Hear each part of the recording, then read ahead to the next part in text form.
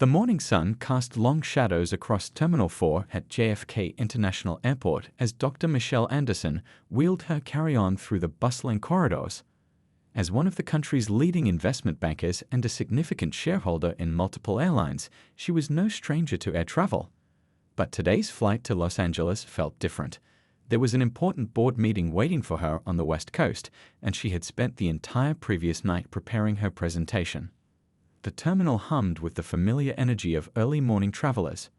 Business people in pressed suits rushed past families herding sleepy children, while airport staff maneuvered their way through the crowd with practiced efficiency. Michelle checked her Apple Watch. 6:45 a.m. She was right on schedule, just as she liked it. Dressed in a comfortable yet sophisticated black cashmere sweater and tailored travel pants, she looked every bit the successful professional she was, though she had deliberately left her usual power suits at home. After 15 years in the corporate world, she had learned that comfort was key for long-haul flights, even in first class. Her hair was pulled back in a neat bun, and she wore minimal jewelry, just her grandmother's pearl earrings, which had become something of a good luck charm for important meetings. As she approached the first-class check-in counter, Michelle pulled out her phone to double-check her boarding pass details. Flight 2317, Seat 2A. She had specifically chosen this seat for its extra legroom and distance from the galley, little preferences you pick up after spending countless hours in the air. The check-in process went smoothly, as it usually did. The ground staff member, a friendly middle-aged man with graying temples, efficiently tagged her luggage and directed her toward the premium security line. "Have a wonderful flight, Dr. Anderson," he said with genuine warmth, having recognized her name from her frequent travels. Making her way through security, Michelle couldn't help but notice the subtle glances from other passengers. She was used to it by now. Being one of the few black women in predominantly white corporate spaces had made her develop a thick skin over the years. But she never let it affect her composure or her determination to excel in her field. The premium lounge was relatively quiet this morning. Michelle found a comfortable corner seat near the floor-to-ceiling windows overlooking the runway. As she settled in with her laptop, she began reviewing the quarterly reports one final time. The numbers were promising. The airline's new routes were performing better than projected, and customer satisfaction scores had shown marked improvement since the implementation of their new service protocols. An hour passed quickly as she immersed herself in work, pausing only occasionally to sip from her green tea. When the boarding announcement finally came, Michelle packed up her materials and headed to Gate B7. The gate area was already crowded with passengers, but the priority boarding lane remained clear. As she stood waiting for boarding to begin, Michelle overheard snippets of conversations around her. A young couple was excitedly discussing their honeymoon plans. A businessman was trying to calm what sounded like a frustrated client over the phone. A mother was gently explaining to her curious toddler how airplanes stay up in the sky. These little moments of human connection always reminded Michelle why she had invested in the airline industry in the first place. It wasn't just about profits and percentages, but about connecting people and facilitating moments that matter. The boarding process began right on time. Michelle waited patiently as pre-boarding passengers were assisted onto the plane, then stepped forward when first class was called. The jet bridge was cool and quiet compared to the terminal, and with each step, she mentally prepared herself for the long flight ahead. She had an entire folder of reports to review before landing, and she wanted to be sharp for the board meeting. The cabin crew greeted passengers at the door with practiced smiles. Michelle made her way to 2A, placing her carry-on in the overhead compartment before settling into her seat. The leather was soft and comfortable, and the extra legroom was exactly what she needed for the 6-hour flight. She pulled out her tablet and a small notebook, arranging them neatly in the seat pocket in front of her. Other first-class passengers began filling in around her. A gentleman in a navy suit took the seat across the aisle, immediately donning noise-canceling headphones and closing his eyes.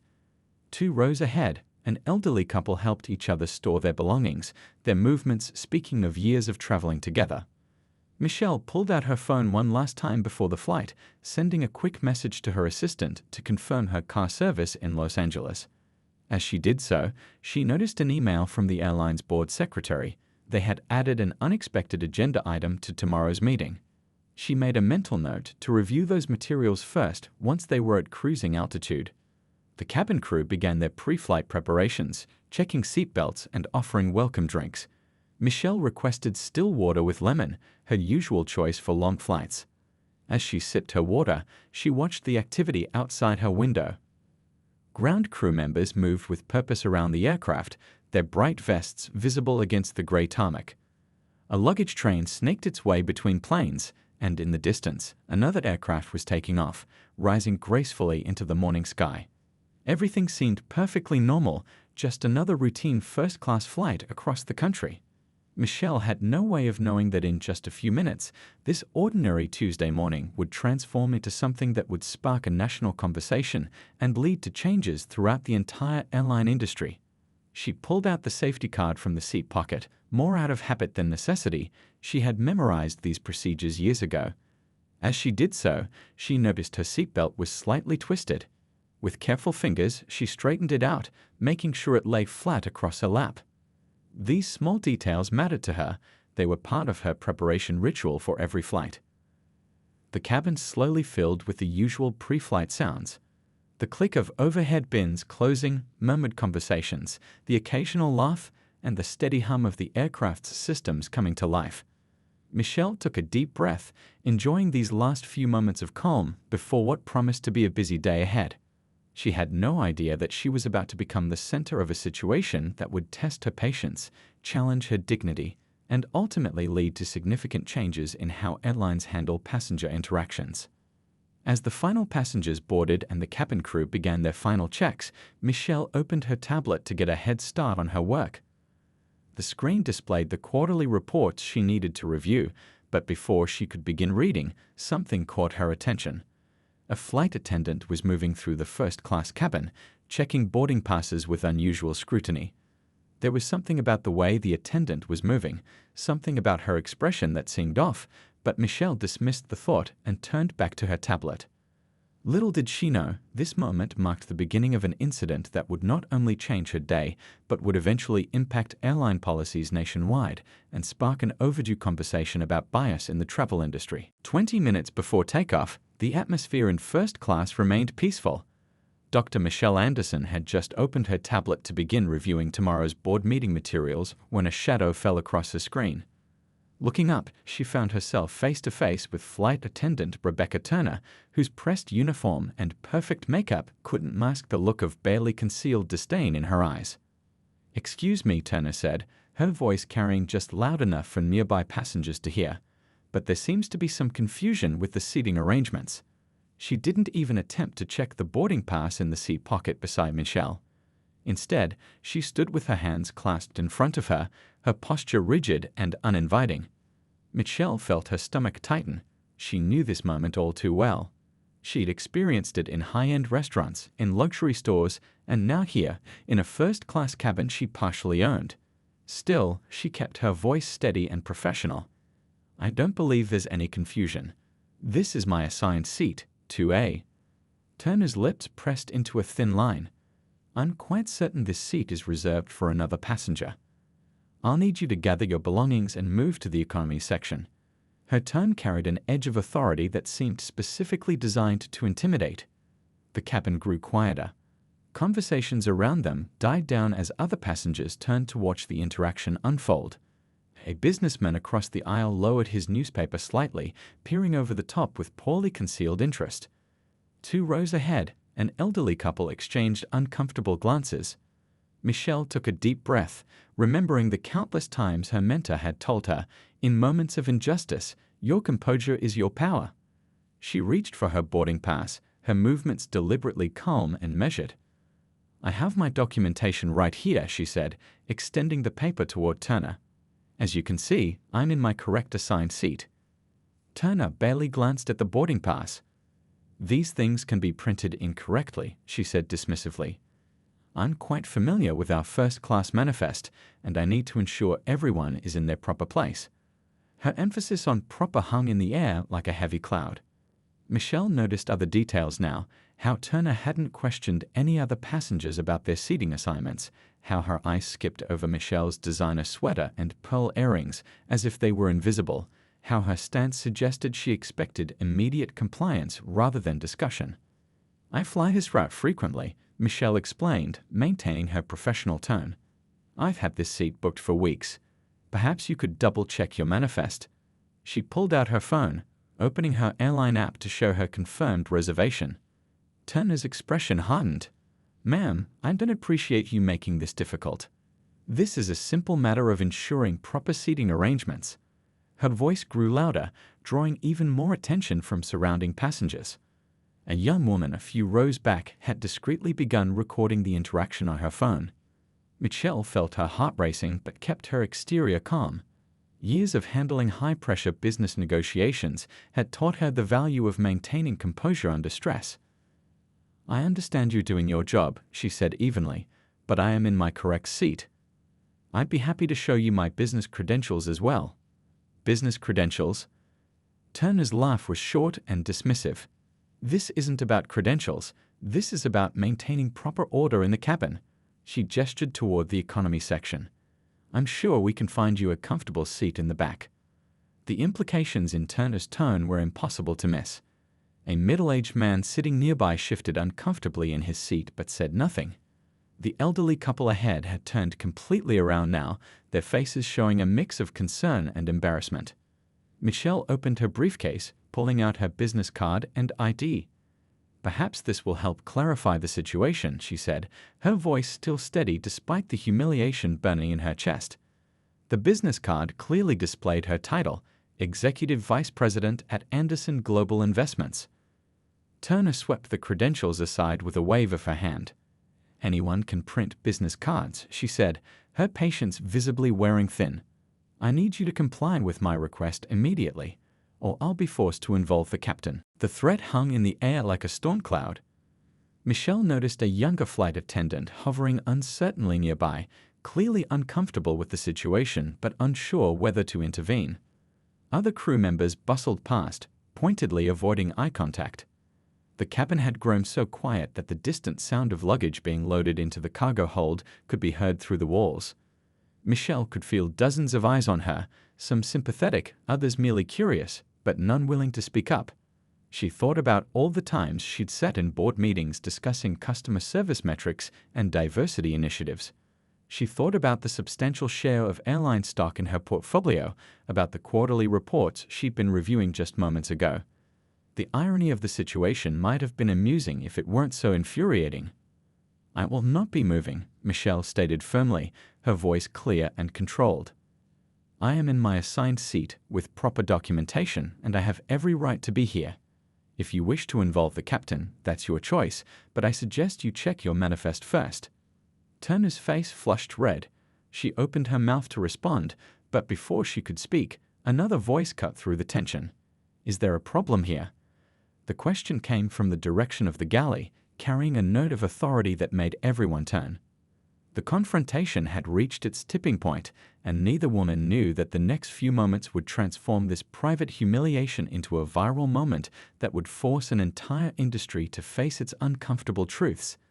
The photos and videos being discreetly taken by passengers would soon reach millions, but for now, in this pressurized cabin at Gate B7, it was just two women locked in a standoff that represented something much bigger than a seat assignment. The gentle hum of the aircraft's systems continued in the background, a stark contrast to the heavy silence that had fallen over the first-class cabin. The morning sun streaming through the windows cast long shadows across the aisle, and somewhere in the distance, another plane took off with a roar that seemed to underscore the gravity of the moment. The voice that cut through the tension belonged to Thomas Chen, the flight's lead purser. He moved with swift professionalism down the aisle, his experienced eyes quickly assessing the situation. Behind him, several other crew members hovered uncertainly, creating a small audience for the unfolding drama.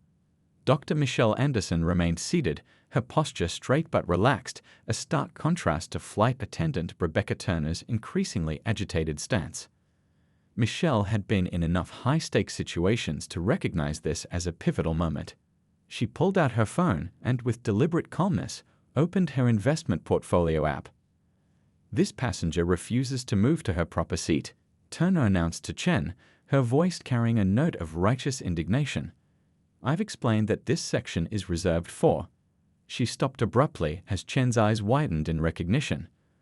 Dr. Anderson, Chen said, his professional demeanor tinged with genuine respect. I didn't realize you were on this flight. Is everything all right? He had attended enough shareholder meetings to immediately recognize one of the airline's most significant individual investors. Turner's face flickered with uncertainty for the first time. You know this passenger? Michelle spoke before Chen could respond, her voice clear and steady. I was just explaining to your colleague that I'm in my assigned seat, 2A. She gestured to her boarding pass, still untouched where she had placed it earlier. Perhaps we could verify this in your system. The first-class cabin had become utterly silent. The businessman across the aisle had completely abandoned any pretense of reading his newspaper. A young couple 3 rows back continued to record discreetly on their phones. The elderly couple who had watched the entire scene unfold now looked on with obvious dismay. Chen quickly pulled out his tablet, his fingers moving swiftly across the screen. Dr. Anderson is absolutely correct, he confirmed, turning to Turner. Seat 2A is her assigned seat. He paused, then added with significance, as it often is on this route. Michelle noticed how other passengers' expressions shifted as they began to realize the situation's magnitude. A woman in 3C, who had earlier watched the confrontation without comment, now looked deeply uncomfortable. A man in the window seat opposite was shaking his head slightly, perhaps at the absurdity of the situation. I would appreciate, Michelle said, her voice carrying just enough to reach the nearby rows, an explanation of why I was singled out for this verification when no other passengers in first class were questioned about their seating assignments. She gestured supply to the dozen other passengers, all of whom happened to be white, seated comfortably around her. Turner's professional facade cracked slightly. I was simply following standard procedures. Which procedures? Michelle interrupted, her tone remaining measured but firm. I've flown this airline hundreds of times. I sit on advisory boards for customer experience. I'm quite familiar with the standard procedures. She paused, letting the implications of her words sink in. And I don't recall any procedure that involves selectively questioning passengers about their seats without checking their boarding passes. The morning sun streaming through the windows cast stark shadows across the cabin, highlighting the beads of sweat now visible on Turner's forehead. The air felt thick with tension, broken only by the distant sound of luggage being loaded and the soft hum of the aircraft's systems. Chen stepped forward, physically placing himself between Turner and Michelle. Dr. Anderson, please accept our sincere apologies for this misunderstanding. He turned to Turner, his expression professional but stern. Miss Turner, please come with me to the galley. We need to discuss this immediately. As Turner followed Chen toward the front of the cabin, Michelle could hear whispered conversations breaking out around her. A teenager across the aisle was furiously typing on his phone, probably sharing the incident on social media. The elderly couple had turned to each other, speaking in hushed but clearly disapproving tones. Michelle took a deep breath, reaching for her water glass with a hand she refused to let tremble. She was used to being the only black person in rooms full of corporate executives, used to having to prove she belonged in spaces others took for granted. But this was different. This was a public space she had paid to occupy, on an airline she partially owned. She pulled out her tablet again, opening a new document. With precise keystrokes, she began documenting every detail of the incident while it was fresh in her mind. Years of corporate experience had taught her the importance of contemporaneous notes. As she typed, she could hear Chen's voice drifting back from the galley, his tone serious and professional, but clearly concerned. Other crew members now moved through the cabin with exaggerated cheerfulness, offering drinks and snacks, trying to restore a sense of normalcy. But the atmosphere had fundamentally changed. Passengers who had remained silent during the confrontation now seemed eager to catch Michelle's eye, offering small smiles or sympathetic nods. Michelle continued typing, her fingers moving steadily across the screen. This wasn't just about one flight attendant's actions or one passenger's humiliation. This was about systemic issues that persisted even in spaces where they should have been long eliminated. As she documented the incident, she was already thinking about how this experience could catalyze real change. The cabin's atmosphere remained charged with unspoken tensions. Some passengers were still shooting furtive glances at their phones, probably sharing the story on social media. Others seemed absorbed in their own thoughts, perhaps reflecting on times they had witnessed similar situations and remained silent. Through it all, Michelle maintained her composure, her grandmother's pearl earrings catching the morning light as she worked. She knew that by the time this flight landed in Los Angeles, this incident would likely be viral on social media. But more importantly, she knew she was in a unique position to ensure it led to meaningful changes rather than just momentary outrage. As the final boarding announcement played over the intercom, Michelle saved her notes and closed her tablet. Tomorrow's board meeting would have a very different agenda than originally planned. The irony wasn't lost on her. She had intended to review customer service metrics during this flight, and now she had a first-hand experience to share. The next 30 minutes aboard Flight 2317 unfolded like a carefully choreographed dance of discomfort. Lead purser Thomas Chen had taken charge of the situation, his movements through the first-class cabin deliberate and precise. He personally served Dr. Michelle Anderson a fresh glass of water with a respectful bow, while flight attendant Rebecca Turner remained conspicuously absent, presumably in the galley area. The plane had pushed back from the gate, and the safety demonstration played on the screens, though few passengers paid attention. Most were still processing what they had witnessed or discreetly sharing the story on their phones before the announcement to switch to airplane mode. "Dr. Anderson," Chen said quietly, leaning down beside her seat, "I want to personally assure you that this incident will be thoroughly addressed. The airline's executive team will be notified before we even reach cruising altitude." Michelle nodded, maintaining her professional demeanor. "Thank you, Mr. Chen. I appreciate your intervention." She paused, then added, "Though I can't help but wonder how this situation might have played out if I hadn't been a shareholder." Chen's expression reflected genuine concern. "You're absolutely right. This isn't just about one incident. It's about making sure this never happens to anyone, regardless of who they are." As the aircraft climbed through the clouds, the atmosphere in the cabin remained charged. The young couple who had recorded the incident were now whispering intently, occasionally glancing at their phones even after the airplane mode announcement. The businessman across the aisle had finally abandoned all pretense of reading his newspaper and was writing what appeared to be an email draft, likely to send once they landed. Michelle noticed how other crew members now approached her with almost exaggerated courtesy, their smiles a touch too bright, their offers of service a bit too frequent. It was another kind of awkwardness, born from their awareness of their colleague's mistake and their desperate attempt to make amends. The elderly couple from the front rows made their way back during a smooth patch of flight, pausing at Michelle's seat. The woman, her silver hair neatly styled, spoke first. "We want you to know how sorry we are for not speaking up earlier. We saw what was happening and stayed silent. That was wrong of us." Her husband nodded firmly. "We've been flying for over 40 years, and seeing something like this in 2025, it's shameful. Times are supposed to have changed." Michelle thanked them for their words, noting how this incident had sparked something in the conscience of her fellow passengers. The couple's admission of their silence was, in its way, as important as the incident itself. 2 hours into the flight, Chen returned with an update. The airline's corporate office had been notified, and an emergency meeting was being convened. Michelle's phone was already filling with messages that would be waiting once they landed. Her executive assistant had been contacted by the airline's damage control team, and social media was beginning to light up with the story. Turner had been reassigned to economy service for the remainder of the flight, a temporary measure that felt more like a band-aid on a much deeper wound.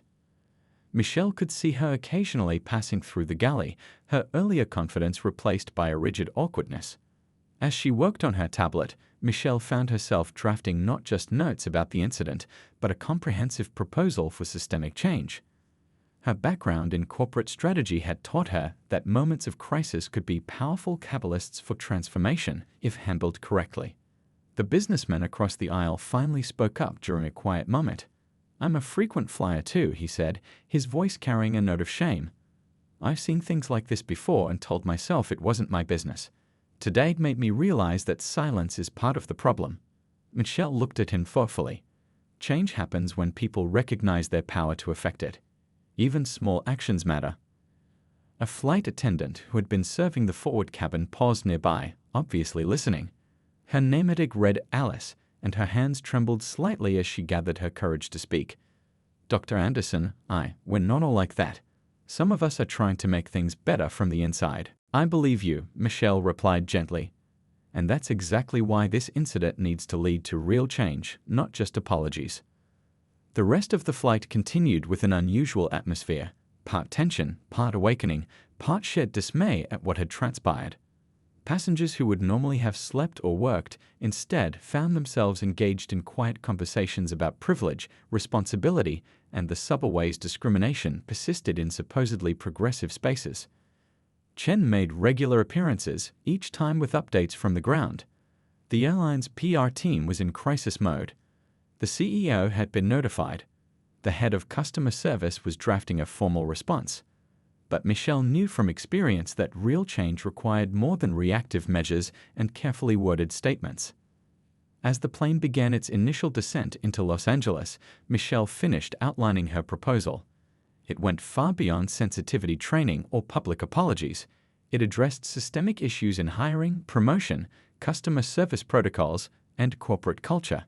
She had transformed a humiliating experience into a blueprint for meaningful change. The California coast came into view through the windows, the morning sun now high in the sky. Michelle saved her document and closed her tablet, knowing that the real work would begin once they landed. Her phone would be flooded with messages, social media would be buzzing, and the airline's executives would be scrambling to contain the situation. But as the plane descended through the clouds, Michelle felt a quiet determination. This incident would not be brushed aside or handled with token gestures. She had the position, the power, and most importantly, the first-hand experience to push for real transformation.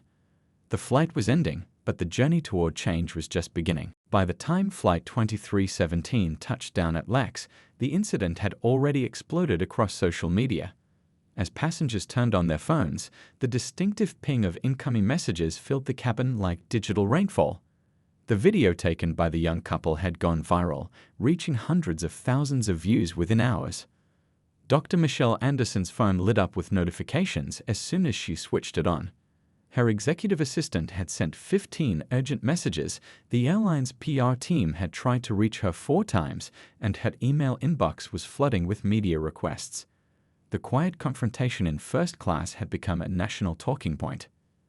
Dr. Anderson, Thomas Chen approached as passengers began gathering their belongings. The airline's CEO is personally requesting to speak with you. They've arranged a private meeting room in the terminal, if you're willing. Michelle checked her watch, 2 hours until her board meeting. I'll give them 30 minutes, she said firmly. She had no intention of letting this become just another PR exercise in damage control. As she walked through the terminal, Michelle could feel eyes following her. The video had spread so quickly that people were already recognizing her. A group of flight attendants from another airline whispered among themselves as she passed, one of them giving her a subtle thumbs up. In the private meeting room, Michelle found not just airline executives but also their legal team and PR representatives. The CEO, Richard Harrison, stood as she entered, his face showing genuine concern mixed with corporate calculation. Dr. Anderson, I want to personally apologize for your experience today. Harrison began, but Michelle raised her hand to stop him. With respect, Mr. Harrison, this isn't about one apology or one incident. She opened her tablet and pulled up the proposal she'd drafted during the flight. This is about systemic issues that need systemic solutions. Outside the meeting room, the story continued to spread. The young couple's video had been picked up by major news networks. Comments and shares multiplied exponentially, with many people sharing their own similar experiences. What had happened on Flight 2317 had struck a nerve, becoming a catalyst for a larger conversation about discrimination in the travel industry. Back in the terminal, the elderly couple who had apologized to Michelle during the flight were being interviewed by a local news crew. We saw it happening and said nothing, the woman admitted, her voice trembling with emotion. That's part of the problem. People like us staying quiet when we see these things. Rebecca Turner, the flight attendant who had initiated the confrontation, was now trending on social media, though not by name. Airline policy protected employee identities, but her actions had become a symbol of unconscious bias in customer service. Michelle's phone buzzed with a message from her board meeting. They wanted to move the agenda to address this situation first. The incident had already impacted the airline's stock price, dropping 3 points in early trading as the video circulated. In the meeting room, Michelle presented her proposal with the same calm authority she'd shown during the confrontation. "Your current diversity training is clearly insufficient," she explained, scrolling through her document. "We need comprehensive reform, from hiring practices to customer service protocols." Harrison and his team listened with growing understanding that this situation required more than their standard crisis management playbook. Michelle's position as both a victim of discrimination and a major shareholder put them in unprecedented territory. "The video has reached 1 million views," one of the PR team members announced quietly, checking their phone. Hashtags were trending. Hashtag First Class While Black, hashtag Airline Accountability, and hashtag Doing Better in 2025. Other airlines were already releasing statements about their own commitment to inclusive service, trying to get ahead of the conversation. Industry forums were buzzing with discussions about implicit bias in airline service. Michelle's proposal included specific, actionable items: mandatory comprehensive bias training for all customer-facing staff, revised seating verification procedures that had to be applied uniformly to all passengers, clear consequences for discriminatory behavior, and the creation of a passenger advocacy board with real power to implement changes. "This isn't just about protecting your stock price or avoiding bad publicity," Michelle explained to the room of executives. "This is about transforming how the airline industry treats all its passengers. We have an opportunity to set new standards here." Social media continued to amplify the story. Celebrities and influencers were sharing the video and adding their own experiences. Civil rights organizations were calling for industry-wide reform. The incident had touched a nerve that resonated far beyond one flight or one airline. The elderly couple's interview had gone viral too, their honest admission of complicity striking a chord with viewers. "If you see something wrong and stay silent, you're part of the problem," the husband had said, his words becoming another widely shared quote. As Michelle wrapped up her meeting with the airline executives, she received a message that touched her deeply. A young black girl had posted a video saying she wanted to be like the brave lady on the plane when she grew up. The incident was already inspiring others to stand up for themselves. Looking out the meeting room window at planes taking off and landing, Michelle realized that this moment could be a turning point. The airline industry had faced criticism about discrimination before, but something about this incident, captured on video, involving a shareholder, occurring in broad daylight in first class, made it impossible to dismiss or explain away. "We'll need your help to implement these changes," Harrison said as the meeting concluded. It wasn't just a request. It was an acknowledgement that real change required insight from those who had experienced discrimination firsthand. Michelle gathered her belongings, ready to head to her next meeting. The story was still unfolding, but she had laid the groundwork for meaningful change. As she walked through the terminal, she passed a group of flight attendants in training, their young faces earnest and attentive as their instructor discussed customer service protocols. One of them recognized her from the now viral video and straightened her posture, offering a respectful nod. In that small gesture, Michelle saw the first ripple of change. The next generation of airline staff learning from this moment, determined to do better. In the days following the incident on Flight 2317, the story continued to gather momentum. Dr. Michelle Anderson's experience had struck a chord that resonated far beyond the airline industry. By the end of the first week, the original video had been viewed over 10 million times, spawning countless discussions about privilege, accountability, and change. The airline's stock had taken a significant hit, dropping nearly 8% in 3 days. But something unexpected was happening in response to the crisis. Instead of the usual corporate damage control, the airline's leadership had chosen a different path, largely influenced by Michelle's direct involvement as both a victim of discrimination and a major shareholder. "We're not just issuing an apology," CEO Richard Harrison announced in a press conference that Wednesday. "We're implementing comprehensive reforms." He stood at the podium, cameras flashing, as he outlined the changes that would transform their entire approach to customer service and corporate culture. Behind the scenes, Michelle had been working tirelessly. Her proposal had evolved into a detailed action plan, drawing on her years of corporate experience and her fresh perspective as someone who had experienced discrimination firsthand. The airline's boardroom had become her temporary office as she collaborated with executives, HR specialists, and training coordinators.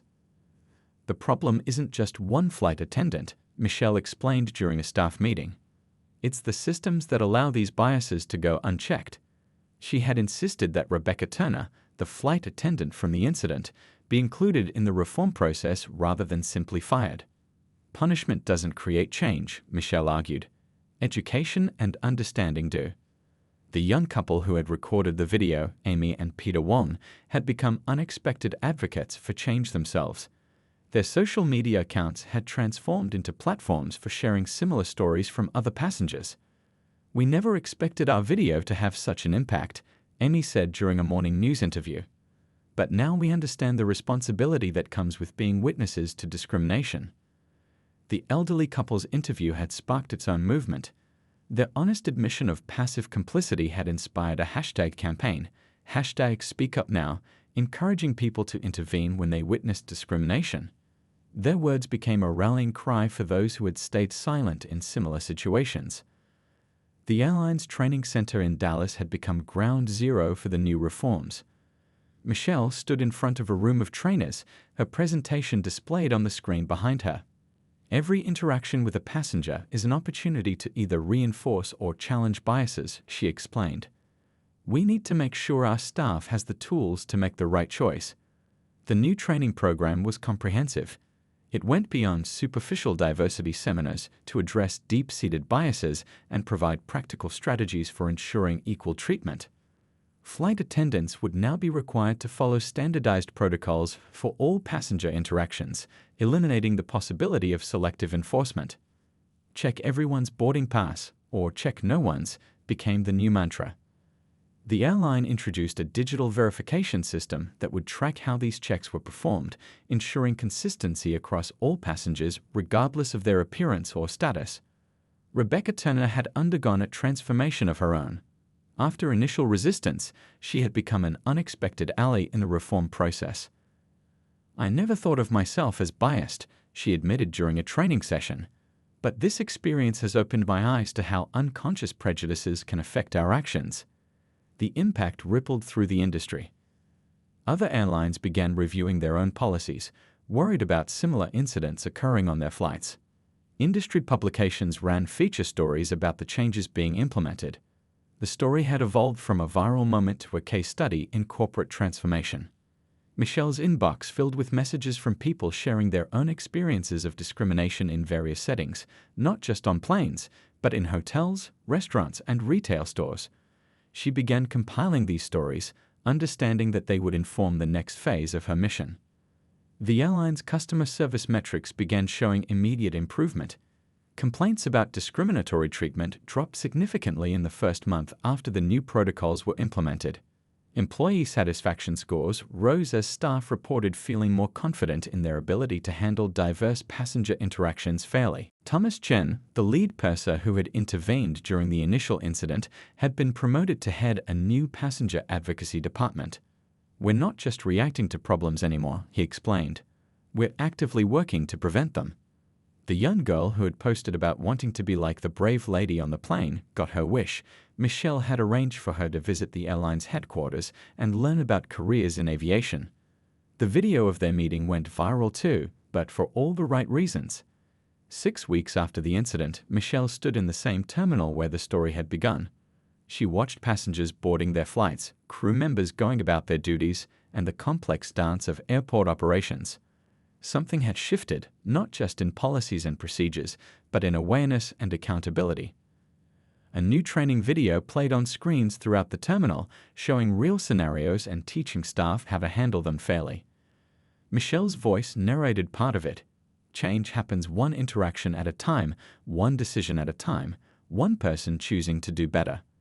The airline industry would never be the same. What had started as a humiliating confrontation had transformed into a movement for genuine change. Michelle's dual role as shareholder and advocate had created a unique opportunity to bridge the gap between corporate interests and social responsibility. As she prepared to board another flight, Michelle noticed a group of flight attendants watching her with respectful admiration. They had all been through the new training program, and they understood what she represented, not just a powerful executive or a viral video star, but someone who had turned a moment of injustice into an opportunity for lasting change. The afternoon sun streamed through the terminal windows, casting long shadows across the busy concourse. Michelle checked her boarding pass and smiled.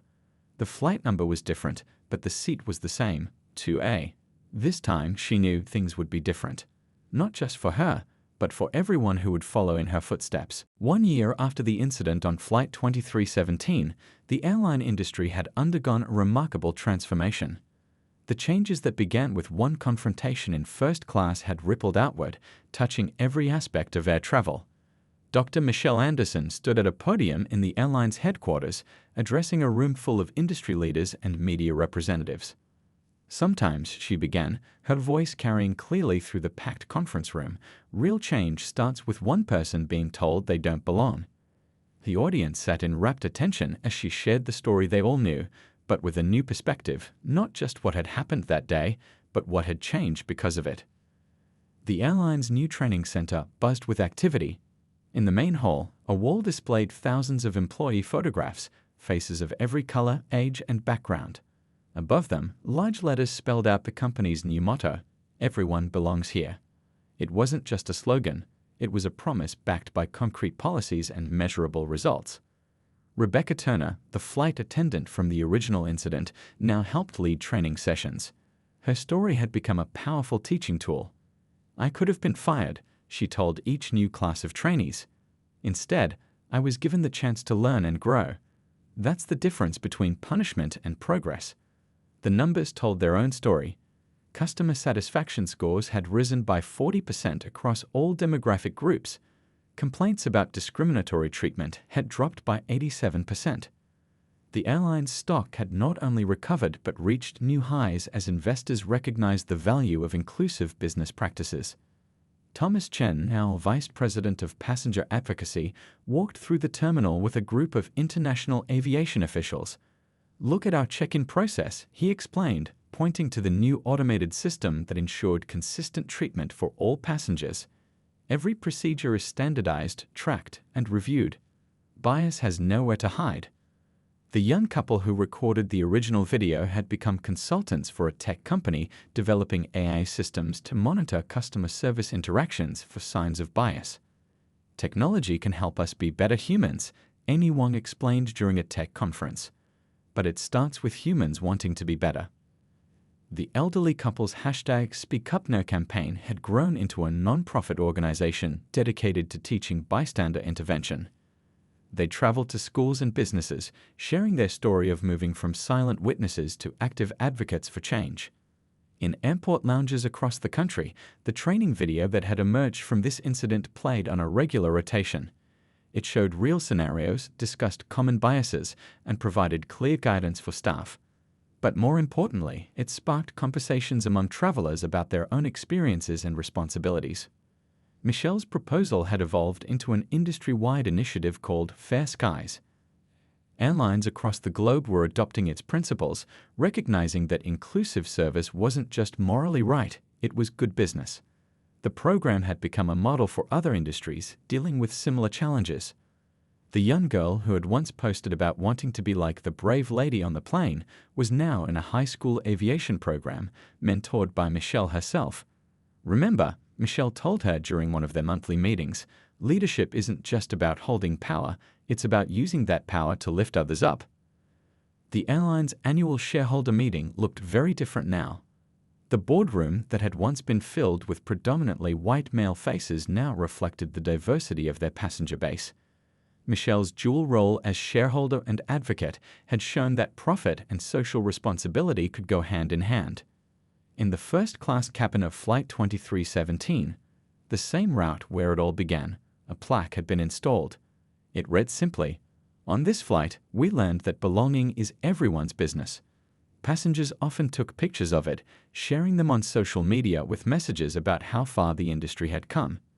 The impact extended beyond airlines. Hotels, restaurants, and retail chains had studied the airline's transformation and implemented similar changes. The incident had become a Harvard Business School case study in how to turn a crisis into an opportunity for meaningful change. Rebecca Turner and Michelle had even developed an unlikely friendship. They co-authored a book about their experience, titled Learning to Fly Together: How One Incident Changed an Industry. It became required reading in customer service training programs nationwide. The afternoon sun streamed through the windows of Michelle's office as she reviewed the latest diversity metrics. On her wall hung a framed copy of her original boarding pass from that fateful flight, Seat 2A, a reminder of where this journey began. Next to it was a collection of letters from passengers sharing their own stories of feeling seen, respected, and welcomed. The real measure of change, Michelle told a documentary crew filming the airline's transformation, isn't in policies or procedures. It's in the stories we don't hear, the confrontations that never happen because we've created a culture where everyone truly belongs. As she prepared for another board meeting, Michelle glanced at her calendar. Tomorrow marked exactly 1 year since that flight. She had a speaking engagement at a high school, sharing her story with a new generation. The cycle of change continued, one person, one story, one moment at a time. The sun was setting over the runway as Michelle wrapped up her day. Through her office window, she could see planes taking off and landing, carrying thousands of passengers from all walks of life. Each flight represented countless opportunities to either reinforce or challenge biases. Thanks to one difficult morning in first class, more and more of those opportunities were leading to moments of understanding rather than confrontation. Change, Michelle often said, is like a flight path. The smallest adjustment at the beginning can lead to a completely different destination. 1 year after Flight 2317, the airline industry had indeed reached a new destination, and the journey of transformation continued.